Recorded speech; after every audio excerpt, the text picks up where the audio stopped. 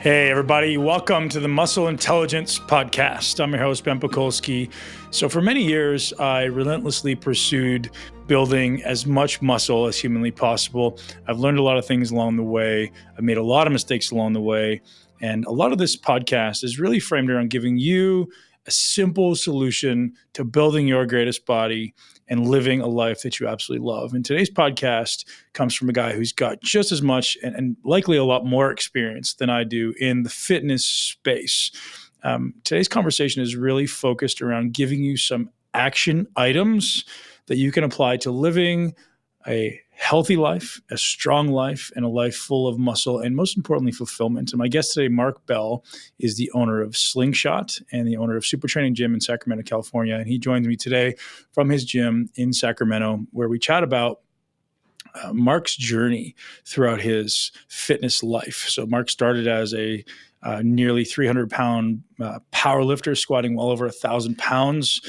He's then transcended into having done bodybuilding shows and getting sub 5% body fat. And now he's really looking for this opportunity to become bulletproof and resilient. The term I like to use is resilience, right? Is how do we really be able to get up at any time in our life and be able to do anything? If I want to climb a mountain tomorrow, I can do it. If I want to do a sprint or 10 sprints tomorrow, I can do it. If I want to ride 100 miles on my bike, I can do it. If I want to really do anything with my kids, something, and still be able to bench, 315 pounds and deadlift 500 pounds and do these things that a strong man in my eyes can do. So my definition of a strong man can do. And this is one of the most fun conversations I've had on the podcast in a long time. Mark is a brilliant wealth of information, and just been able to talk with him for the second time now on a podcast. I last did his podcast, and now he's doing up mine. It's just really a great, organic, fun, informative conversation. So we're not getting deep into science. We're not talking deep about, mechanistic actions behind ketogenic dieting or carnivore or anything like that. It's really just like, hey, here's some tactics, and here's what I do, and here's what works really well for me, and here's why. And he's got a really, really good approach. And to be honest, I see massive parallels with Mark and myself, having both worked really, really hard at what we did in the past, made a lot of mistakes, and now we're kind of realizing, oh, well, this is how you kind of have to fix it. So, or at least you have to approach it now if you want to have this, as I quote always, brilliant mind and resilient body. Mark does an amazing job of balancing his life of, a really, really successful businessman and a really, really fit athlete and a really, really great dad and spouse. And to me, that is maybe the greatest value of all, right? It's I wouldn't say it's easy to be myopically focused on one thing, but it's certainly less distraction. But when you've got three different plates that you're juggling and more, it becomes very, very challenging, as a lot of you guys will know. As you start to introduce other variables into your life, sometimes something will falter. And Mark does an amazing job of balancing all those. So I talked to him a lot about that, a lot about leadership, about his training and his nutrition, and just really some awesome things that Mark has to contribute to this world. If you're not already following Mark Smelly Bell on Instagram, absolutely go over and do that. He's always got something great to say. He doesn't take himself too seriously, which is the best part of it, yet still provides tremendous value to you, to me, and to really anyone who's looking for some practical guidance that you can apply now.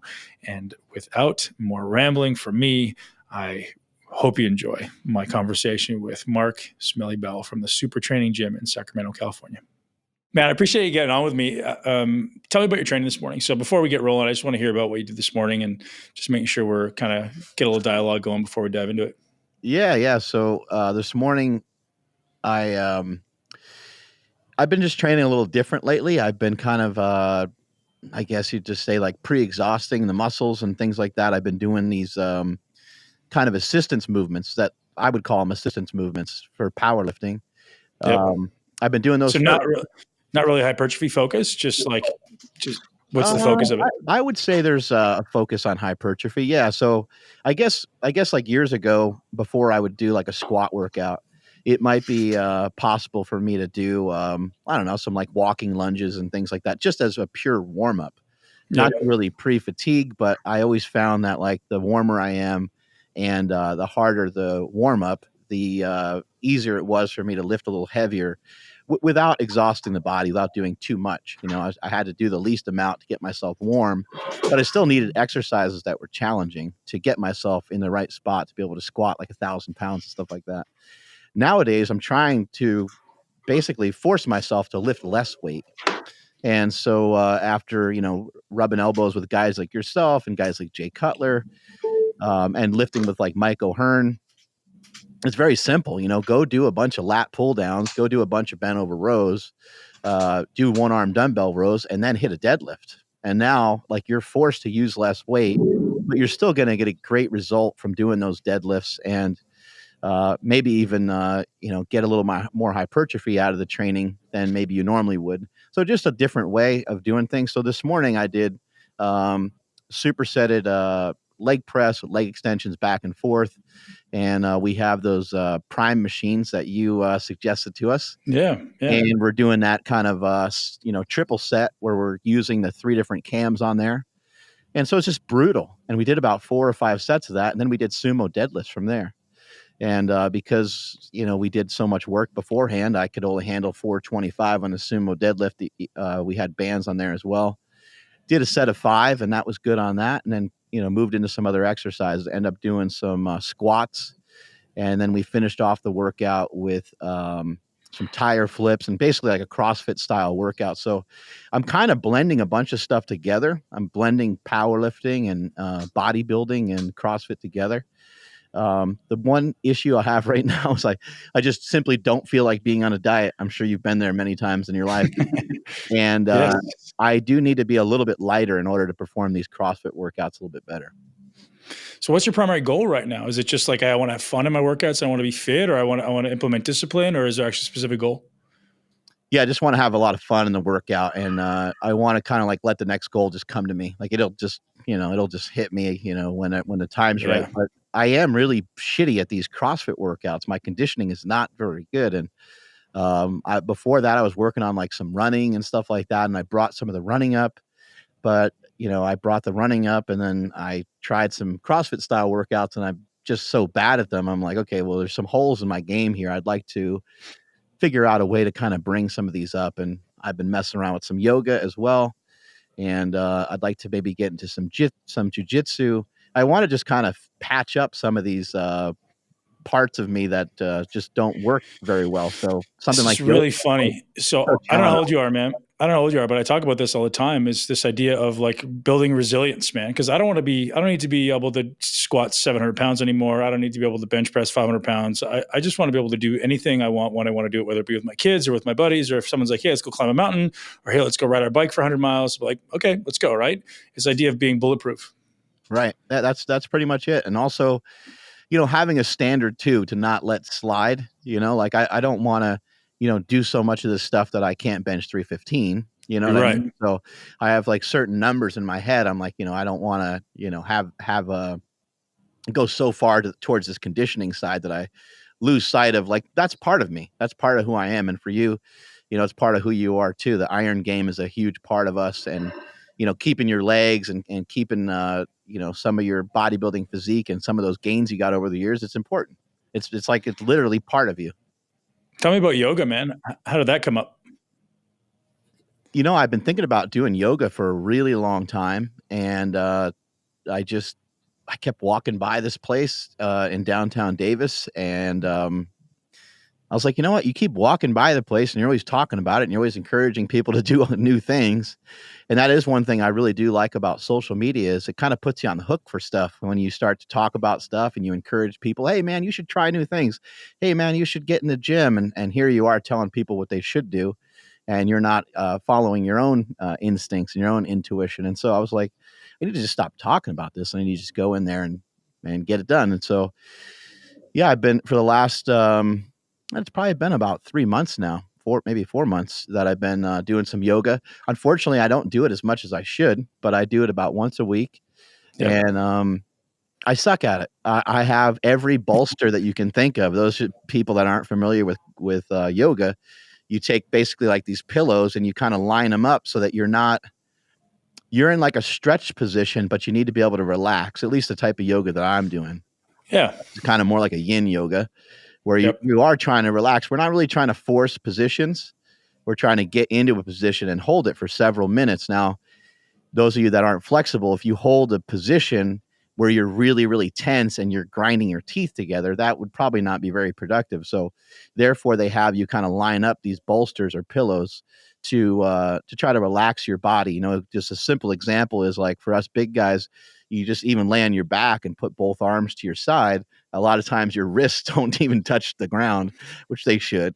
So in a position like that, they might just put some pillows kind of under your wrist, but also have you in a little bit of position that's giving you just like at least a mild stretch. And it's been a lot of fun. I need something to calm me down. I love to train. I love to work. I love to be creative. I love to think of stuff. And so I need something to kind of shut me down. I'm not going to shut myself down. So Man, I tell people I've been doing yoga for a couple of years now, and I try to do it 3 times a week. And I tell you, the performance benefit was very unexpected to me, right? Like, I don't know if you take this mindset into yoga, but for me, I go in with this objective of one, being able to calm my mind in these incredibly uncomfortable positions, right? So as you say, you can't grit your teeth and grind through it like you would on a squat. It's like, how do I literally learn to relax my body while still keeping enough tension in my muscles to improve stability, right? Because for me, yoga isn't about stretching. Yoga is about connecting my body with my mind and improving my stability. So I've seen a tremendous increase in stability of my hips, stability of my spine, mobility of my spine and my shoulders, and it's been massive for me as far as being able to maintain these strengths. The feats of strength that I've been accustomed to while being significantly smaller, because ultimately strength is dependent on stability, right? So if I can improve my stability, even if I am losing muscle, it still allows me to maintain relative strength. no, absolutely. I found it to be tremendously beneficial. And even just, I don't mind getting a little weird. I don't mind, the different, like they might like read a poem or they might like, they're going to read you something from, these are all Do the things, chant.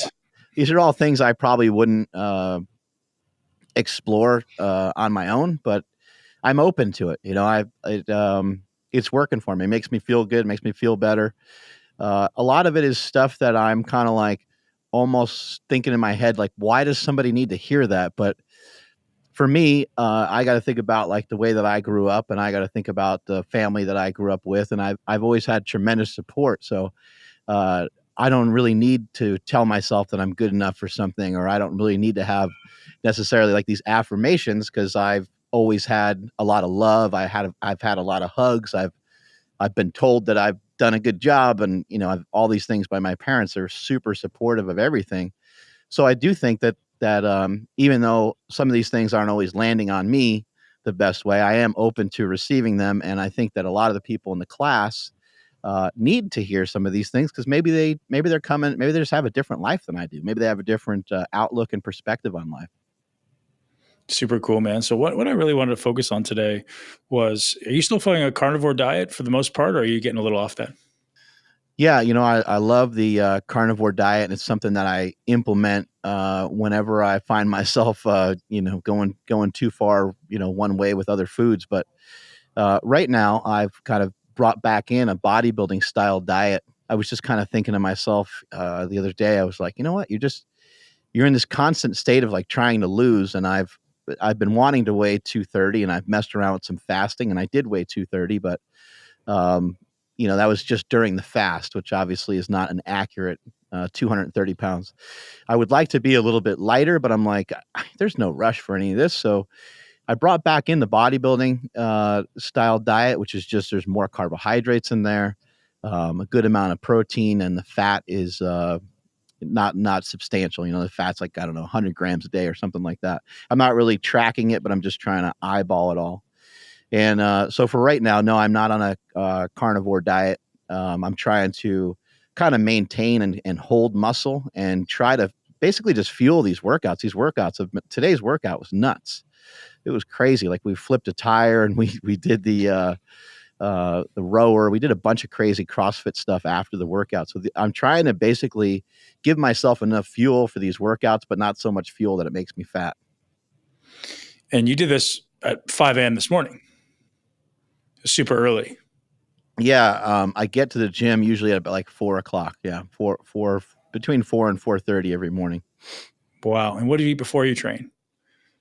A lot of times I don't eat anything. It just it kind of depends on what I want to do. Sometimes I'll mess around with some fasting. I've also messed around with some fasting where I have some liquid in there as well. Like I have a post-workout shake with protein and carbohydrates. And I know some people are like, that's not a fast. For me, like I don't necessarily only do fasting for like autophagy and all these other things. A lot of times will just do it simply to partition out the calories. Being a former fat kid, I love to kind of stuff myself. I love to fill myself up with a good amount of food. And so even just any form of fasting, even if it's just 4 hours or 6 hours, seems to be highly beneficial for me. Not necessarily in terms of health and not necessarily in terms of like it's burning fat or doing something magical. It's not, making me make a bunch of ketones or anything crazy. But again, it's just kind of rationing out where I'm going to put my calories. And so sometimes I might not eat before I train. I might train fasted and then have a protein carb source post workout or even intra workout. And then I might go, 4, 5, 6 hours until, my next meal. Sometimes I'll even follow up the post workout shake with another carb protein source. It really just depends on, I'm just trying, I guess what I'm trying to say here is I'm just trying to be like less hard on myself, like, Right. this from bodybuilding. It's like, man, you can sit there and rip yourself apart all day, especially you're an IFBB pro, getting on that stage and being as lean, as big as you were. You're going to always think you look like crap if you're comparing yourself to that photo, and you're comparing yourself to your absolute best shape.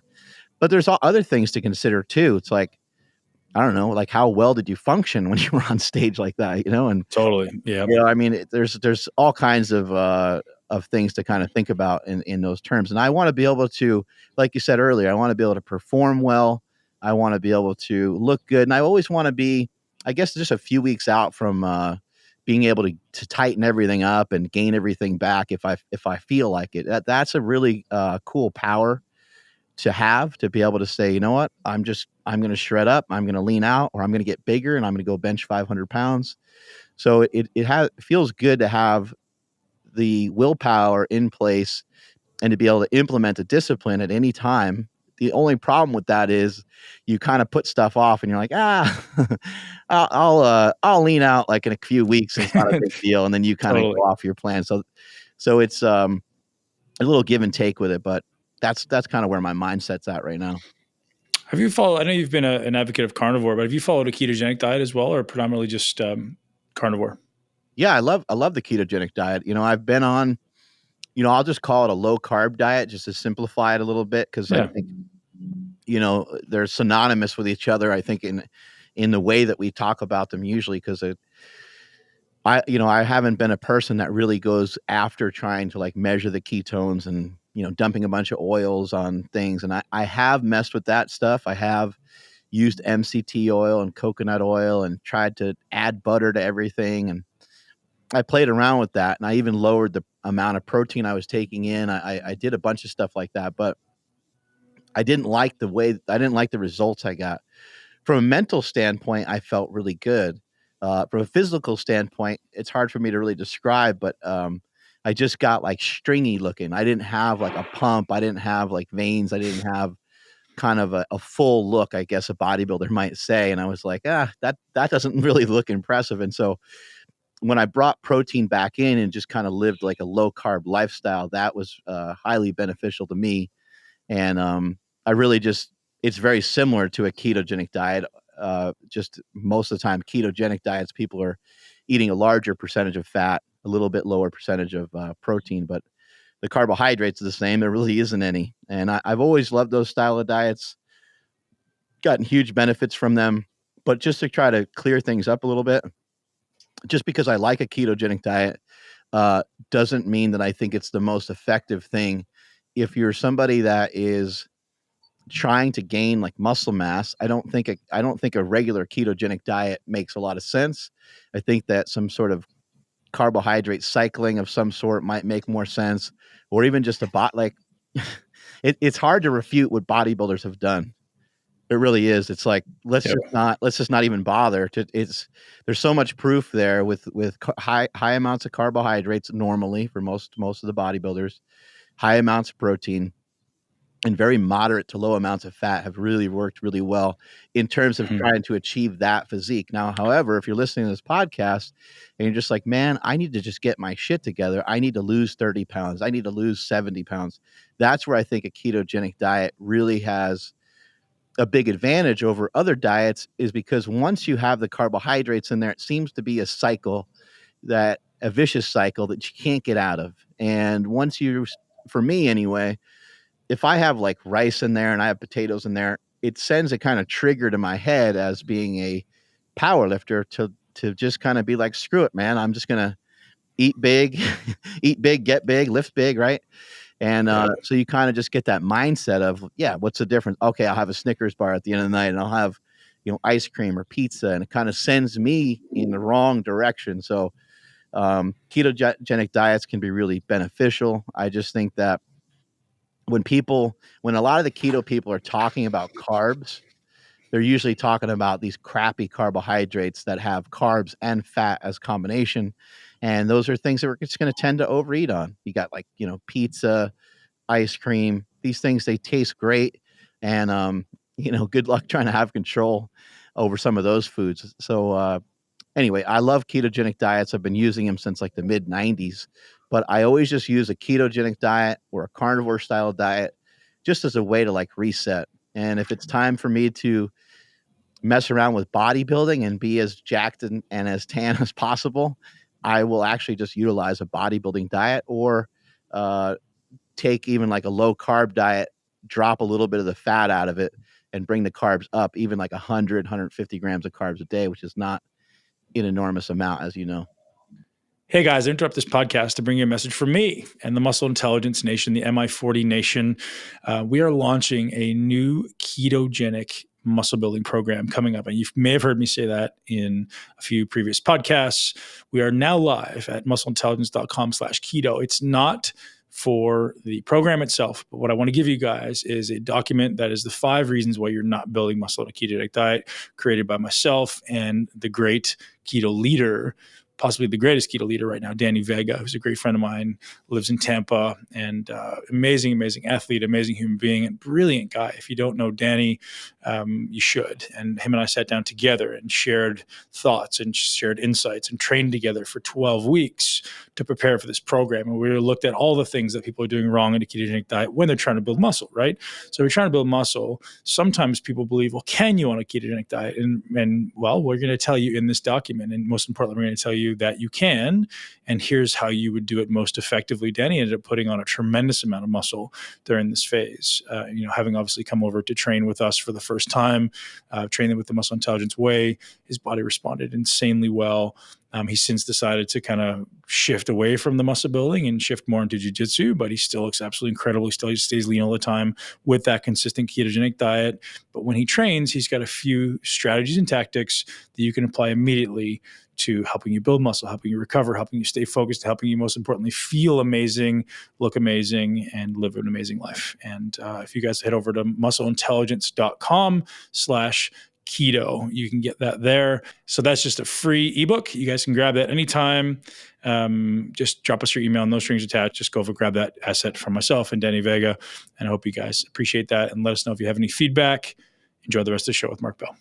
I think it's important for the listener to know that it's a continuum, right? So a lot of listeners tend to polarize themselves and go, either I'm keto or I'm high carb. And it doesn't need to be that way, right? Like, you've experienced massive benefits from a ketogenic diet, but as you said, your performance is probably going to suffer a little bit. But, and then you look at a bodybuilder and go, well, these guys are eating very high carbohydrate.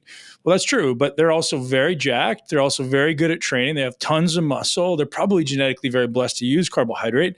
And not everyone has those genetics or that ability to do that work. So it has to be a continuum everywhere in the middle, right? So keto, if someone's looking to lose body fat or just feel really great cognitively, well, the ketogenic diet is an amazing, amazing tool. Whereas if we're trying to build muscle, there needs to be a progression somewhere from like, hey, it doesn't need to be 0 carb. Maybe we go to 120 grams of carbs today, and then we'll go to 200, and then 300 and 400, and progress your way up as your body improves its ability to use it, right? And rather than being this polarizing view of like it's either keto or it's high carb, people get out of this mentality of it just has to be one way or the other. I think really simply too, your metabolism is going to change a lot. Yeah. If you've been dieting for a while and you started to lose some weight, you started to get some momentum, then odds are that statement that you made about yourself saying that you can't handle carbohydrates is probably not necessarily true anymore. Right. Because you've lost 50 pounds, you lost 20 pounds. I would also say, though, too, that in my opinion, somebody that has really struggled with diets in the past, I do not think that there's a better diet than a ketogenic diet. I don't think there's a better diet than like a carnivore diet. I do really, I feel very strongly about that just because not only the results I have, I'm not saying you can't get results any other way.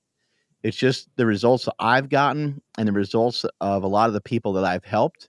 If I just tell somebody to sit, it's just the easiest way to get the message across. Yes, I understand that calories matter.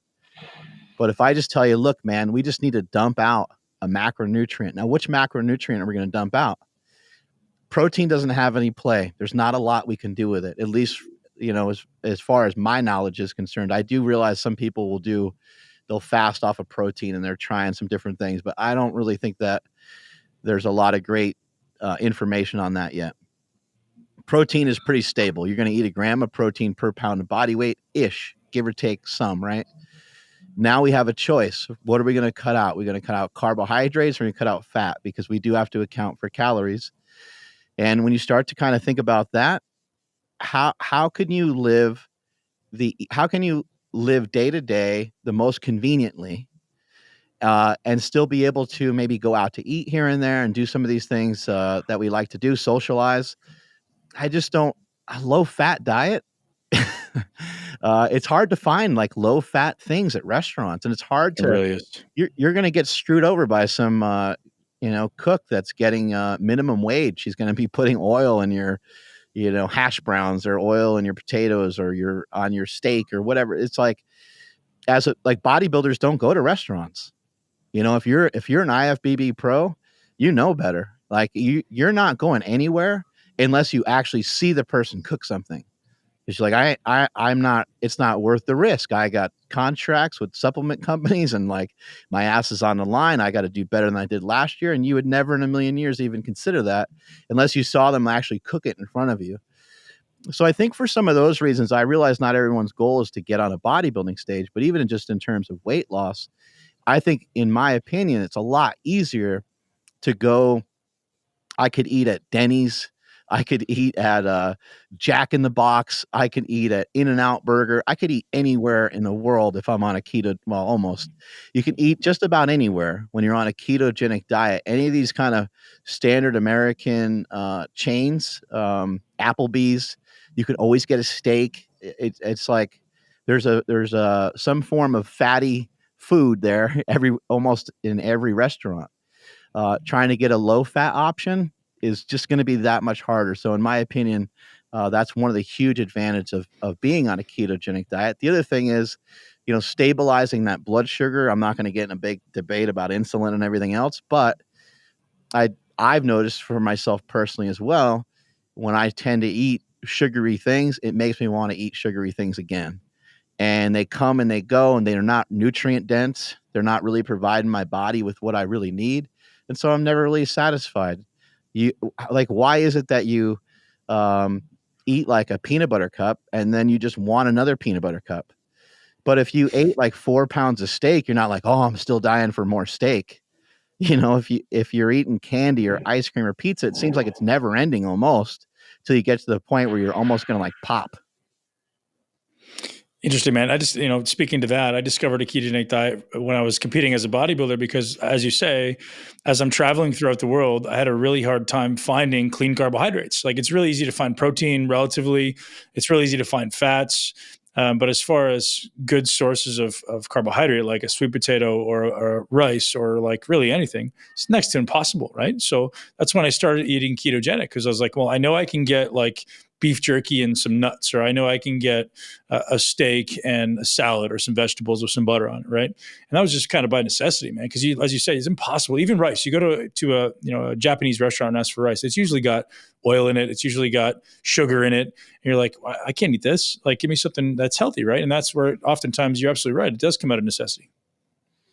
Yeah, I've like I said, I've been kind of messing around with those diets for such a long time. It's really just kind of helped rein everything back in. I have a tendency to, I still love sweets. It's like a weak spot for me. And so a lot of times, like once I'm done, I don't know why, but once I'm done with dinner, I almost always want sweets. It's like something that is kind of ingrained in me, probably from the powerlifting days of weighing 330 pounds. Living there with you, man. Yeah, as soon as I'm sure a lot of other people get this too, and I've kind of heard different Yep. reasons on why these things happen. I guess the body's kind of looking for some sort of homeostasis. When you have something salty, it wants something sweet. I don't really know. I just chalk it up to me being fat, basically. And so like I have to figure out ways to kind of like cure it, and so sometimes it's like a protein shake, sometimes it's protein powder mixed in yogurt. It's just some sort of weird bodybuilding concoction to try to starve off the fat guy in me. Maybe a Quest bar, maybe a Quest cookie, just something. Like I'm a sucker for those things, and like there's still not an accurate depiction of what I should be doing 100%. But I'm like, you know what, if I can reel in a 7 or an 8 every day in terms of my nutrition, then I'd rather play that game and be on that path than try to reel in, 10s every day for like 3 weeks and then really fall off the wagon and not have anything sustainable. It's funny. I'm living the same life, man. For so long, I'm sure you and I were probably the same in weight. Like I was up to 320 at one point, and you're always having to eat almost to failure, right? Like you're training to failure, eating to failure. So if I'm not satiated, I'm like, oh, my brain starts looking for more food. But the same idea after a meal, I'm like, okay, well, what else can I eat? So I've reverted to, as you said, protein powder and berries is like always my go-to. I've always got frozen blueberries in the freezer. I'm switching up that way. So what I want to ask you, man, is you and your brother were doing a low carb movie. Is that still happening? Have you guys finished that up? Where are we with that? Yeah, we're still working hard on it. Actually, we're bringing in Kurt Ingford, who's worked on a lot of big time documentaries, and he's actually helped a lot with Bigger, Stronger, Faster with my brother in the past. And so I think he comes out here this week. We have a lot of interviews that have been done. We've interviewed some of the best in the world when it comes to nutrition, and it wasn't really set out to necessarily be like low carb, but it just seems like in terms of like if we're trying to chalk up a bunch of different things in one category, like convenience, health, it just seems like teaching people to eat less carbs, because there's so many companies making so many different foods that taste really good, that have combinations of carbohydrates, salt, sweetness, fats, things like that.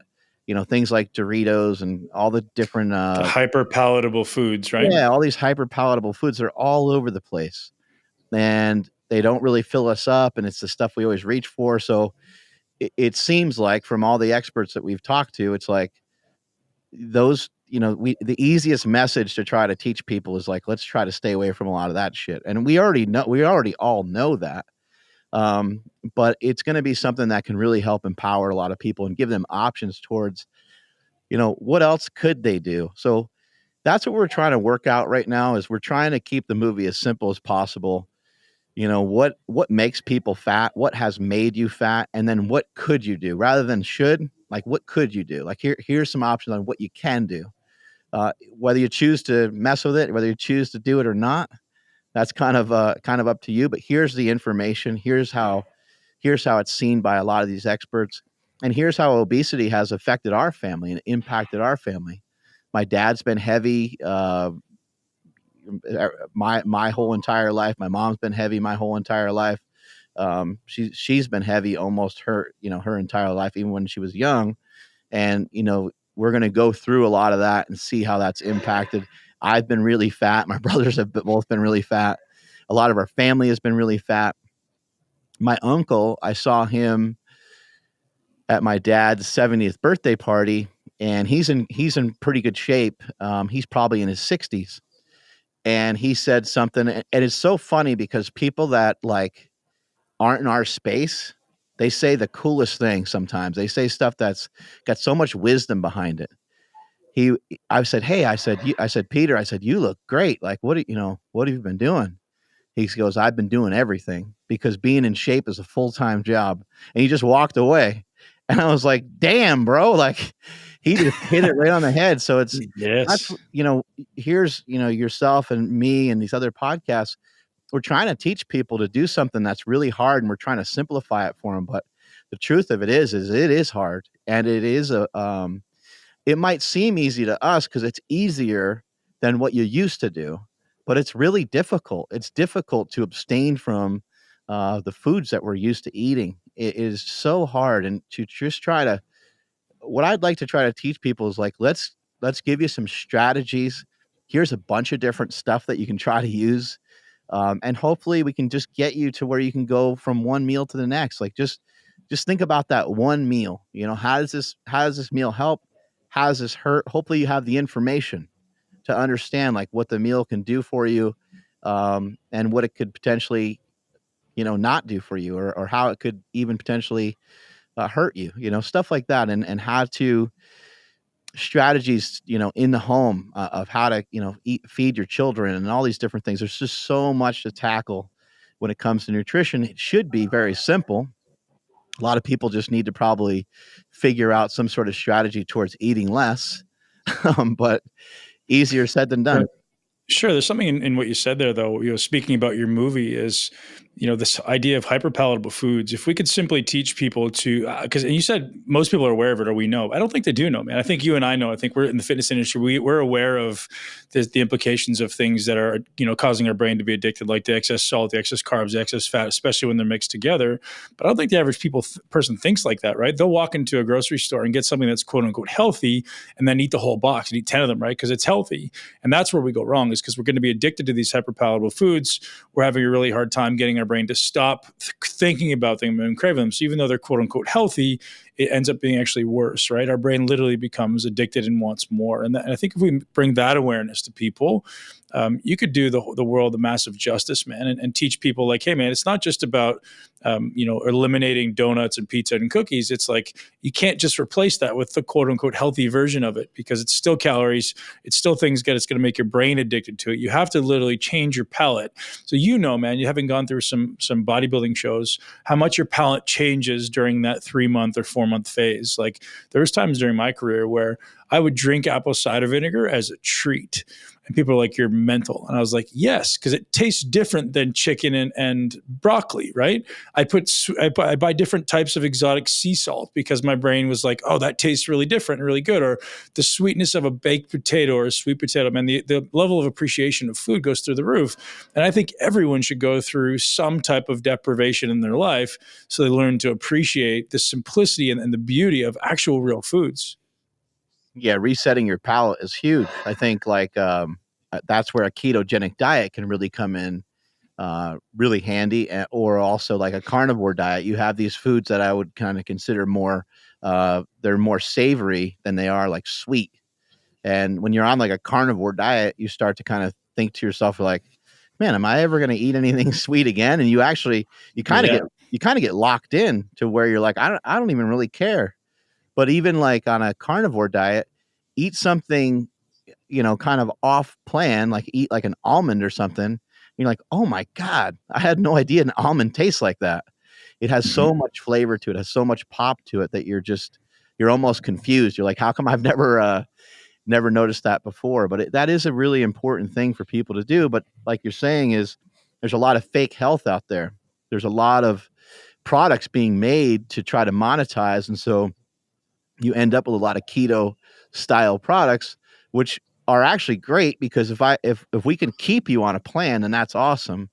But if you're making like these keto bombs and you're doing it all the time and you're having fathead pizza, and if you're having all these weird recipes, well, now you're kind of doing what you were doing before, which is the mixing of ingredients, which then again, what is it doing? It's making something taste better, which we don't have to be crazy about it, but that shouldn't always be. Every meal doesn't have to be this big ass party. Every time you have food, it doesn't have to be like this giant celebration. The meal is just to really nourish you. It's to get you. It's not to get you like through the day. It's to try to allow you to get something from each day, to have enough energy to take on each day with everything that you have, to be able to extract something from each day, to be able to learn something from each day.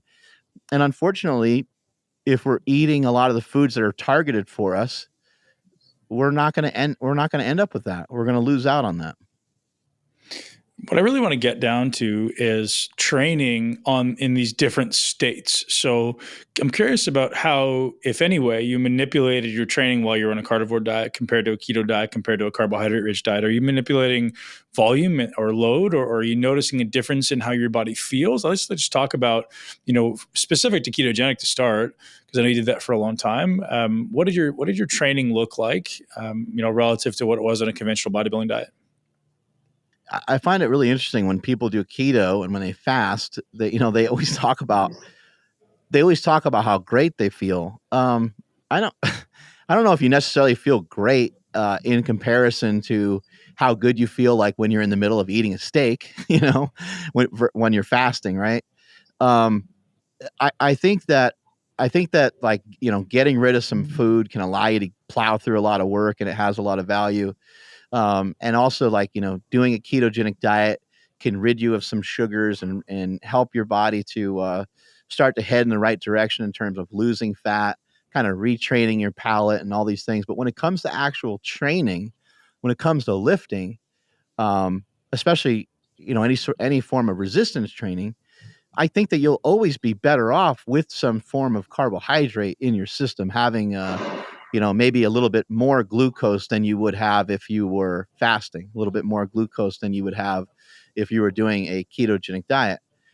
That being said, you could still have productive workouts. You could still have a great time in your workouts, but I think that, it'd be smart when you're on a ketogenic diet just to understand that maybe your workout should be a little bit shorter. It doesn't mean that you can't work out hard. I know there's people that are listening right now. They're like, that's a bunch of garbage. I work out for 2 hours on a keto diet and I fasted for 3 days or whatever.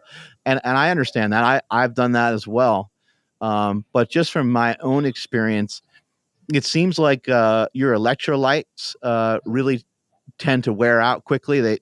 You tend to lose a lot of water, carbohydrate. They help hydrate the muscles. And that's why I do think it's important to have some carbs in the system when we're talking about maximum performance in the gym. So there's kind of a lot of different things that we can talk about here, but if you're just trying to lose weight, you're going to have to probably kiss goodbye the actual performance in the gym being like magnificent. The performance in the gym might look different. Maybe your rest periods are shorter. Maybe the weights are a little bit lighter. Maybe the overall volume, maybe the overall time that you're in the gym is a little bit shorter. I think that would probably be a wise choice. That's what I've done whenever I go on a ketogenic diet. The workout changes up slightly. And also, to be clear, I didn't hit my big weights in powerlifting on a ketogenic diet. I just want to always try to be clear with people because, I wrote a book, The War on Carbs, and it's a ketogenic style diet, but it's how I lost weight. It's how I got in shape. It's how I helped kind of change my life forever in terms of my physique, but not in terms of my strength. I didn't go on a ketogenic diet and squat 1,080. When I squatted 1,080, I ate everything in sight because that was just what I thought I needed to do at the time. But I think, a ketogenic diet, I think it would be a wise decision to, back off of something with your training, maybe split up your days a little bit more. Maybe rather than having a 4 or 5 day split, maybe you have like a 6-day split, or maybe even have, maybe even just have like shorter workouts, 45-minute workouts, things like that. And then if you're going to, jump into a bodybuilding style diet, I think if you're in a caloric surplus or even just maintenance calories, I think you can have at it. And I think you can have some really, really great workouts. Carnivore diet is a little bit probably in between the two. And that's what I like about a carnivore diet. Carnivore diet probably bridges the gap. And I don't know the information on this, but I would imagine that your blood glucose levels would probably be higher on a carnivore diet than they would be. I'm trying to think if that would be accurate on a carnivore diet than they would be on a keto diet, because on a keto diet, Should be. your Yep. ketones technically would be higher and your glucose would be. I'm not saying that like the ketones aren't effective. They certainly are. What I've noticed, and keep in mind that I've been messing around with this stuff since like the mid 90s. And as an adult and using it probably about 5 to 7 years ago, and also trying to power lift on a ketogenic diet, what I noticed was my best results were when I flirted with keto, when I was not necessarily in ketosis. I might get into ketosis and I'd pop back out. I'd have, 50 grams of carbs, 100 grams of carbs, maybe post workout, maybe Right. finish So off like the they call night. it targeted keto, right? Yeah, there you go. Finish off the Yep. night with like a potato or some rice with Yep. dinner, stuff like that. But you have to get yourself fit to even get to that point. You have to lose body fat. If you're 300 pounds or something like that, you're probably not going to lose weight by following something along those lines. It's probably, and the reason is probably just because you're probably going to go off the diet. It's not because the protocol doesn't work. You have to be, in my opinion, things got to be kind of black and white when you first start out. And if you have never had success on a diet before, I think the only way to really do it is to, you can kind of ease your way into like get rid of soda and a couple things. You can lose some weight that way. But I think once you've kind of gotten rid of a couple junky things, as we mentioned earlier, there's not going to be really an easy way to do something that's actually very difficult. It is going to be a full-time job at some point. It is going to take over your life, and it has to. In order for you to really change your life, you're going to have to change yourself, and that's going to be you're with yourself 24/7. So that's the battle that we're fighting. It's not even about food. It's not about calories. It's about your mindset each and every day towards how you're treating yourself. How do you balance? So I know a lot of our listeners are average people. They're not in the fitness industry. How do you balance training, 1 to 2 hours a day with having multiple successful businesses and having a wife and kids at home? Try to just, get to one, that one thing at a time type of deal. I do try to make a point to not have my kids see me on my phone. I don't know how successful I am at that. I do try to delegate stuff out to other people when I'm unable to do something. When it comes to training, I train really early in the morning, and my kids are usually asleep. A lot of times, I get back from the gym, and I will cook for my kids before they go to school. I don't do it every day, but I try to do it at least a couple times a week. So there's some things that I just try to make like non-negotiable. I work out in the morning, and that's the time, I work out, 4:30 until around 6:30 or so. It's just kind of depending on the day with warm up and everything like that. And I'm old, so it just takes me a long time. And then, with the kids, it's like, there's certain things that aren't negotiable. Like, we'll always have dinner together, almost every night. Maybe there's, I don't know, a night or two a week where something else pops up and we don't have dinner together, but we try to always have dinner together. I'm super interactive with their life. I ask them about school and how they're doing. And, we're trying to always be like up to date on all the different things they have going on, trying to manage their phones and manage their technology and manage our own phones, our own technology. It's all the same battle everybody else faces. As you kind of level up in life and as you do things on like a larger scale, you build more resilience for those things. You build more willpower. You have a little bit more determination and a little bit more discipline to make sure that you're getting the things done when you're supposed to be getting them done. There's a lot of, if I keep pushing something off, then it's going to start to interfere with something else. It's going to roll over into something else. Maybe it's going to roll over into time I could otherwise be spending with my kids. Trying to figure out, where to place your time is a hard one. That's probably the hardest thing, is to like, I do like to travel. I do like to meet other people. I do like to do podcasts. I like doing my own podcast, and it all costs, a lot of time. And so the one thing, my dad has kind of always taught me that I think is really important is, just to not, you should never feel sorry for loving your work, and so like, I love my work. I love coming to the gym. I love training. I love being at SlingShot headquarters. I love the interaction with all the people here. So that's just where I'm at. I feel really good about all of it. I get fired up. I get excited about it. But at the same time, don't be a fool and don't get so caught up in that. And if you are a boss or a leader in your whatever job that you have, don't think that's not more important than being a husband. That's not more important than being a father. Those are the most, you got to rein yourself in, man. You got to, every once in a while, you got to like say, okay, like, what are you really doing? Like, you think you're like putting points up on the scoreboard for your family. It's like, no, you're actually taken away from your family. You need to get your ass home. They say, it's like Mother Teresa. She says, the best way to impact the world is to go home and love your family. I'm a huge believer in that. So don't think that, while it's the same time, you shouldn't feel sorry for loving your work. It's okay to love your work, and it's okay to be obsessed with it. It's okay to be to stay there half an hour late. It's okay to, to be doing some of this on the weekends and stuff, but don't do it in place of being with your kids all the time. Don't do it in place.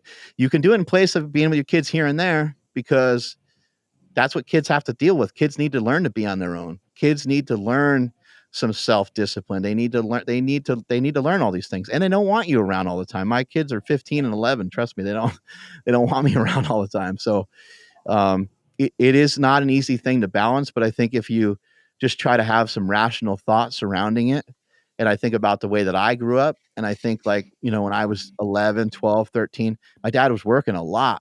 And then I think my mom slowed him down and she said, hey, you need to cool it. You need to like be around more. You need to be home more. You're not around for the kids. And he was like, oh, I, thought I was supposed to be out making money for the family. She's like, you did that already. We're good. Get your ass home, you idiot. So he took her advice from that. But I saw everything, kind of unfold that way as a kid. And I try to basically just be like my dad. He's my hero. Dude, that's super cool. And I just want to ask kind of a few rapid fire questions here, man. And the first one being, anything that comes to mind as being the greatest things you learned while filming the movie, the recent one, The War on Carbs? There's been a lot of a lot of great people that we've interviewed, and in a disappointing way, I'd have to say, like, the greatest thing I learned is that we don't know much. we really know the basics, though. It seems like we have a good, when people start to talk about like ketones and mTOR, and like they start really talking about research and science, and it's like so much of that is debatable, but it does seem like the basics aren't that debatable. The things that we know, it seems like we know them pretty good. And then there's all these other things that people really obsess over that just don't really seem to be that important. I think guys like Stan Efferding have done a good job of like trying to simplify stuff so much that it almost makes you feel dumb. We're like, oh yeah, that was a stupid idea. Why didn't I realize, he'll say compliance is a science. Not the first guy to say something like that, but yeah, let's find something that you can stick to, man. Even just thinking about, let's just say you want to just burn a lot of calories, right? You want to burn a lot of calories in the gym. Well, yeah, I guess we can bench press or squat, or like we can figure out, but how long can you squat? How long can you deadlift? Not very long. So like, what's something that has an intensity that would allow you to do it for a long time to burn a lot of calories? Well, maybe you would have something like a jumping jack, right? So you kind of think about some of these things and how, how can you kind of simplify and break some of these things down so we can do them on a long-term consistent basis. Almost anyone can do a jumping jack. Can we take a jumping jack and put a jumping jack into your diet? Basically, can we, my brother has I think it's one of the best quotes I've ever heard. He said, only if life could be as simple as a tricep push down. I think for me, that's the greatest like meathead quote of all time, because it's like everybody knows how to do that exercise. How do we take something like that movement in particular, and how do we, be able to explain nutrition to people in that sense? And so I think probably like, one of the best things that we've heard kind of throughout the whole thing was just people kind of leaning back towards that all the time. Find something that you can do consistently. That's why I recommend, people try some different diets. Don't just say you can't handle carbs because you're eating pizza on the weekends. That's not a good assessment of of your insulin sensitivity. You know, really, try a bodybuilding diet. Try some bodybuilding movements. Try some actual bodybuilding.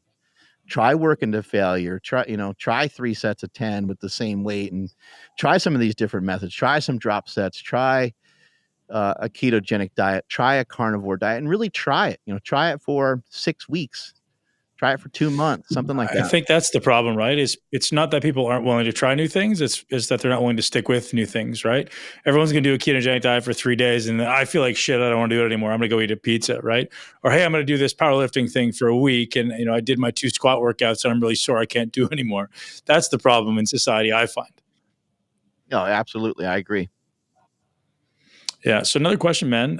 You when we spoke when I was out in Sacramento, you seemed as though, or you said you're an avid reader. 3 best books you've read in the last 12 months. Yeah, actually, I don't read. That's a weird thing about Are you me. doing audiobooks? No. So I don't. I So first of all, I don't like to read. I'm not very good at it. It takes me a long ass time to read. Secondly, I don't take in the information very well. What I have learned about myself is that I can consume information through audio with music for some reason. I don't know why. That's just works for me. Uh, So when you were here in Sacramento, I think when you left, I sent you a few clips that had that were kind of like these YouTube clips, and that's kind of a lot of stuff I listen to. I'll listen to a lot of like speakers and people like that. I do get a lot from listening to podcasts and things like that as well, but it's going to sound really weird, but I try not to clog up my brain with other people's thoughts. I got so much of my own things going on um, that I'm trying to like work out and trying to fix all the time that I don't really want to fucking hear anybody else's story. I'm trying to like build my own. And so, but I will reference people like Paul Check. I will listen to like Aubrey Marcus's podcast. I do follow along a lot of the stuff that you put on Instagram.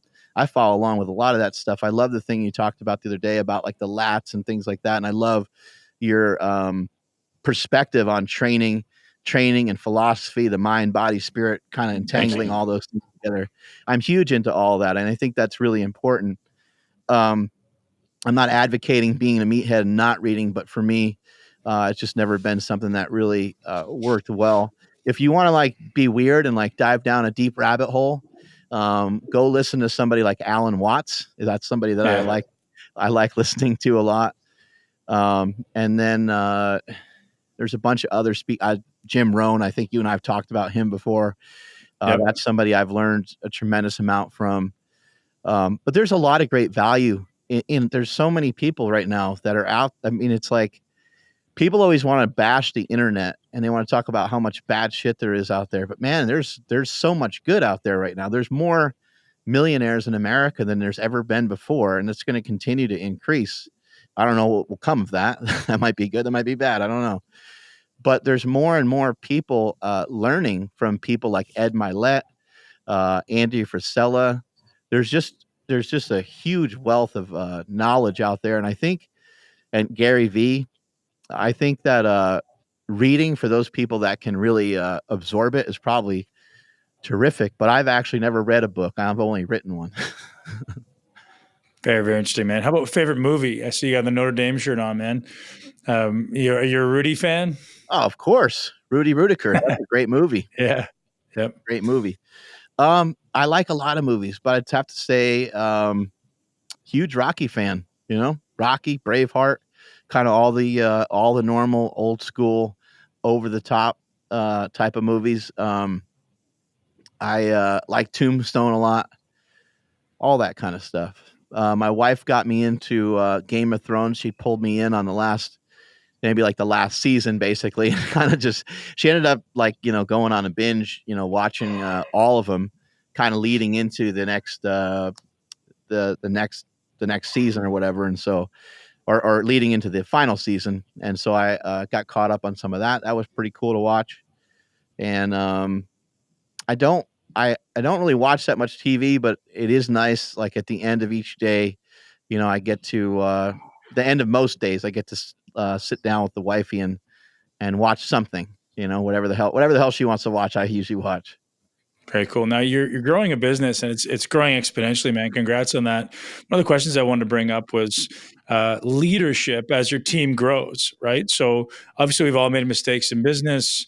Any pieces of advice that come to mind as have been different makers for you for helping lead a bigger and bigger team? I think a really important thing is that, I heard a quote years ago that the biggest problem with communication is thinking that it ever happened. And so like just sit on that one for a while, because that's huge. Like everything goes back to you. Everything's your fault. And like there's things that end up being very cliche. You hear them over and over again. You're like, oh man, I can't hear this one more time. This guy is saying it now. That guy's saying it. But the truth is that success is a formula, and you're going to hear very similar things said by very similar people. And true leaders aren't afraid to repeat themselves. Um, just like when somebody's lifting, you kind of hear the same cues over and over again. You have your cues for bodybuilding. We have some of our cues for powerlifting. You might be telling someone to squeeze, but you don't just tell them once during one set of cable crossovers, right? You tell them on every rep of every set. You're giving them some sort of information, give them some sort of cue. So if you're a leader and you're like, God damn it, I can't say this one more time. This is stressing me out. I don't know how many times I got to tell these guys. That's your job. Your job is to repeat yourself. You need to repeat yourself. You need to continue to communicate the core values of your company, whatever those things are. At SlingShot, we always say we're here to make the world a better place to lift, which is a very general statement. So it's like, well, what the fuck does that mean? Well, maybe I need to describe it and explain how we can make the world a better place to lift. Maybe one simple way would be like, hey, like in some of the videos that we have, let's show, like, because people like to mess around in between the sets and they like to make fun of each other and stuff like that. Let's make sure that we show that. So we show that we're having fun. A lot of times you watch a movie and somebody's crying, you end up getting emotional. A lot of times you end up seeing somebody laugh, or somebody says something funny and they laugh, it makes you laugh, right? So trying to bring people's spirits up. But as a leader, you're going to have to continue to repeat the same message over and over again, and make sure you really communicated it really well. Another thing here at SlingShot, it's great that you brought this up, because I actually went to a leadership summit in San Diego this year. And I think a lot of times people think these things are corny, and they think they're, they might, I don't know, you just have these different perceptions of how something's going to be, because maybe you've never tried it before. It's new to you. So you think it's weird. But it was fantastic, and there's another one coming up in Miami next year. I'm hoping to go to that one as well. But it had a lot of different speakers. The common theme was, everybody talked about leadership in some form, and there's so many different ways to be a leader. So if you're an owner of a business and you don't really think that you're a leader, you can be shaped into being a leader over a period of time. I've told many people here that I work with, I don't really want to be your boss. I don't mind being like a leader. That's kind of cool. I don't mind taking that responsibility, because anything that happens that's shitty here, you can just dump all that on me. Just take cartloads of that and just dump all that bullshit on me. I'll handle it, because that's what a leader should be doing. But the communication aspect of it is really important, and understand that all that the people, whether you're leading a basketball team or whether you're leading a company like mine, you're in the fitness industry, just people just want to be recognized, and don't forget that. Don't lose sight of that. People are walking around every single day with a freaking sign on their forehead saying, hey, give me a fucking pat on the back. And it doesn't cost you anything to tell somebody thank you. It doesn't cost you anything to hug somebody and tell them you appreciate them. So just, make sure that you're doing that shit. And it's easy to be a maniac and get so like intense about like the numbers and trying to do better and all these things. But, take a step back, take a second, and make sure that you're really loving the people, because it will never be about products. It will always be about the people that are with you. Man, amazing. So much wisdom. So is it true that you guys have just launched a new pre-workout? Yep. So yeah, we started another company. We started a company called Mind Bullet, and Mind Bullet is a kratom product. My brother Chris got me into it a few years back, and I was very skeptical of it at first. I was like, well, I'm not really like in much pain, so I don't think I need it. And he was like, well, it does other stuff. You should give it a shot. And he twisted my arm for a while, and then I was like, all right, well, I'll give it a try. And I tried it one day, just before a workout, and I was like, whoa, like I was I was super happy during that workout. Like I was telling jokes and smiling and having a good time, and my brain was going 100 miles an hour. So I was like, yeah, and I wonder, what that stuff would be like if I just took it, going to a coffee shop or something like that. And so that's kind of how it started. And that's how I started utilizing kratom. Kratom is called Mitragine specioso, and it's a tropical tea leaf that's in the same family as coffee. It has opioid-like effects, which scares everybody, but it's not an opioid. It can definitely help with pain, but I've never really used it for pain necessarily, although it does take the edge off of pain. I would maybe compare it to the way that you might feel if you had a really tight lower back and you went into like a hot tub. It's not going to cure anything, but it'll make you feel better for the moment. It's not going to like fix or repair or heal something. It doesn't work that way. It's not like fixing connective tissue or anything like that. But I really love Mind Bullet for pre-workout and also some pre-work stuff. A lot of times before So it's just kratom? it's just straight up kratom. Yeah, there's nothing else in the product. One reason, like, we chose to avoid the actual word kratom, just because there's so much negativity behind it. So it doesn't say kratom anywhere on the bottle, but the actual plant name is on the bottle. And we just wanted to try to deliver it in a different way. And we basically talk about it.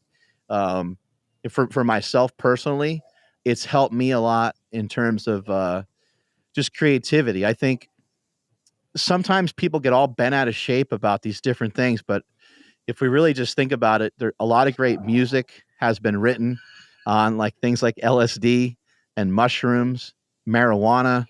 I mean, Eminem talks about marijuana and also mushrooms, and writing some of the best rap lyrics of all time. I mean, he's just one example, but there's been a lot of things have been created. Is Joe Rogan without marijuana, without mushrooms? Is Arnold Schwarzenegger without anabolic steroids? Am I me without performance enhancing drugs? Probably not. Like, do I invent the SlingShot even, right? So any of these kind of products, even something like Mind Bullet, it's going to take you to a place you otherwise wouldn't be able to get to, just like a cup of coffee. And so I'm not going to say that it's not addictive and that it's not. I think everything has a cost to it. So from that perspective, if you're like scared to take it, then maybe it's not for you.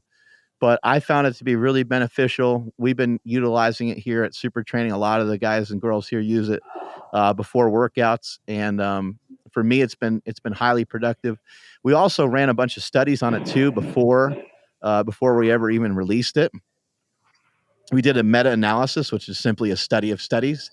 We studied a lot of the studies that were already out there. We wanted to make sure that it was safe. And if you look up kratom, you're going to see that there's like 70 deaths related to kratom, but not one of them is related to just kratom. There's been some mixing of other drugs and things like that in the mix.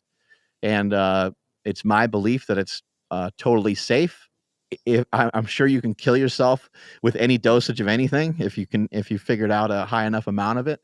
But I found it to be highly beneficial for me. I know a lot of other people are really benefiting from it right now, and it's exciting. It's exciting to start up another business. I think it's just going to be a matter of time before this is like a CBD where it'll be. It's not like illegal at the moment, but it's weird to sell it, and I feel good about being kind of one of the first, at least in the fitness space, to dive into this, even though it's kind kind of a pain in the ass to sell it. Yeah. How often are you taking it?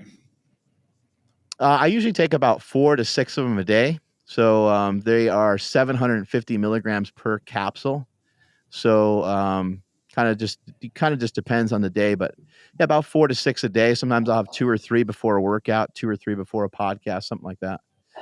Some So people it's even pretty like consistent. You don't take days off. some people even like it for sleep a lot. And yeah, I do take days off because like sometimes I just forget to take it. And that happened. It happened yesterday. I was like, oh man, I forgot because I went down to Long Beach. One of my co-hosts on my podcast, he went and he was competing at Worlds in Brazilian Jiu-Jitsu, and I went down to see him, and I was on the plane, and I was like, oh, I'd really love some Mind Bullet right now, but I totally forgot to bring it with me. So it's not like I'm scratching myself and being like, oh man, I need to find some kratom. So it's I take days off of it here and there, and when I don't train, a lot of times I don't take it as well. Any negative effects you've experienced? I haven't noticed anything negative other than dry mouth. So you get a little bit of a cotton mouth. And the other thing I noticed, and this could be a deterrent, makes you talk too much. Very, very interesting, man. Very interesting. Have you ever tried it? Never. No. Mark actually Chris gave me some when I was climbing the mountain last year. So I came up to your place and I was heading straight out to Mammoth Mountain to climb after I was at your place. And he gave me a bottle. He goes, hey man, anything goes wrong on the mountain, you pop a couple of these, you're going to be good. And I never did. Never messed with it yet. Well, we'll get you on it. We'll get you hooked on it. Cool, man. Where else can people reach you, Mark? Obviously in the podcast, and what other websites you want to send people to? Really appreciate you having me on the show today, man. I'm a big fan. Been following you for a long time before you and I ever even got a chance to rub elbows. Really appreciate it. There's a lot of good people in this industry, and I want people to know that you're definitely one of them. Appreciate the help with Thanks, some of the equipment that's in the gym and stuff like that. Like, you're super kind. You're an open book, and I love it, man. I appreciate it. Thanks, man. Do you remember the first time we met? Oh, when's that? Do you remember? I'm not sure. I knew who you were. I think it was the 2012 Mr. Olympia. Maybe it was 2013. Oh yeah. You and your brother came up behind me with a camera. We're making funny faces. Yeah. And I was like, who's this guy? You came up behind me, just introduced yourself. That was the first time we ever met. Yeah, bum rushing you. Yeah. Yeah, pretty much. You can hit up my website. It's markbellslingshot.com. And also you can check out my Instagram, which is @MarkSmellyBell. Thank you, man. Appreciate it. You're awesome, buddy. Thanks, Mark. Appreciate your time, buddy.